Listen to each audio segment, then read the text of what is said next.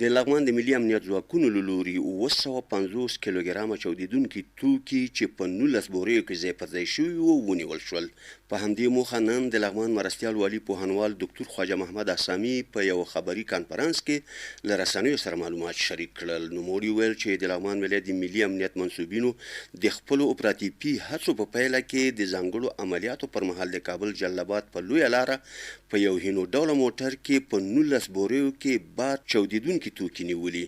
هغه ویل په دغو توکو کې ثانیه سوز، لینونه، پلتې او امونیم نایتریت چې 750 کیلوګرامه کیږي له یو تن سره یو ځای نیول شوي چې غوښتل د وسایطو ضد چسپکي او نورو بیلابیل ډوله ماینونو په جوړېدو کې ترېنه استفاده وکړي. په دغه چې موږ او تاسې لاندې ورته ګورو په دې بوجیو کې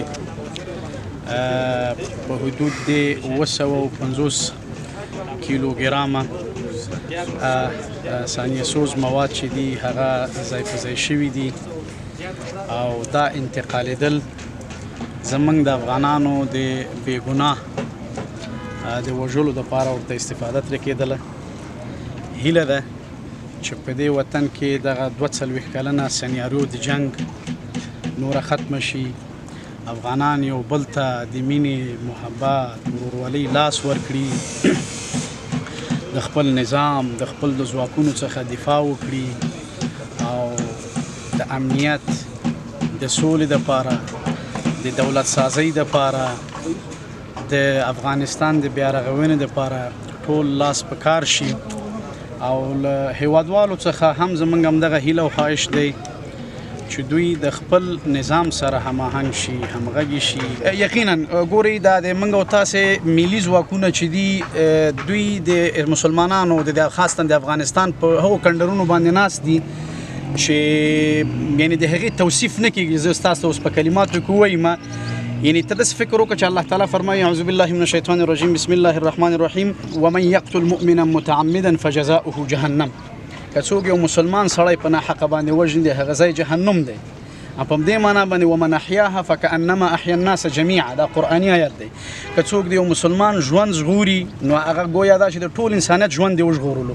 نن رئیس صاحب امنیت او دا ځواکونه او دا رئیس صاحب شورای ولایتي چې دلته داخل ولاړ د ټول د امنیت په تامین کې ډېر رغنده رول لري.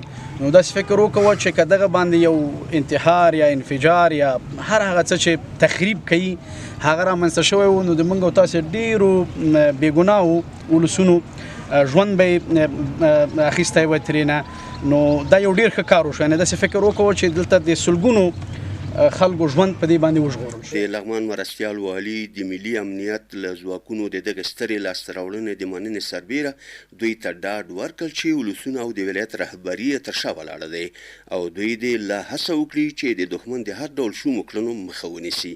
په ورته مهال د لغمان د ولایتي شورا رئیس عتیق الله عبدالرحیمزي د ملي امنیت ځواکونو دغې لاسته راوړنې باندې خوښي وښوده او په وسلوالو طالبانو یې غږ وکړ چې له افغان وژنې لاس واخلي او ورور وژنه بنده کړي. د ټولو امنیتي ځواکونو نه، امنیتي او دفاعي ځواکونو نه مننه کوم، په خاصتا د امنیتي ملي کارمندانو نه، هغو ورونو چې په دې لاره کې هلې ځلې کړي دي. تاسې ولې د 19 بورۍ هغه مواد چې دا زون ته خطر و، یوازې لغمان نه چې ننګرهار، کونړ، نورستان، دا هغه مواد دي دوی کولی شي په ډېرو اسانۍ سره زموږ هیوادوال له منځه ویسي. زه دوی نه مننه کوم چې په ډېر تکلیف باندې چې دوی تیر کړی ده د شپې د ورځې او دوی پسې سوي دی نیولي دي.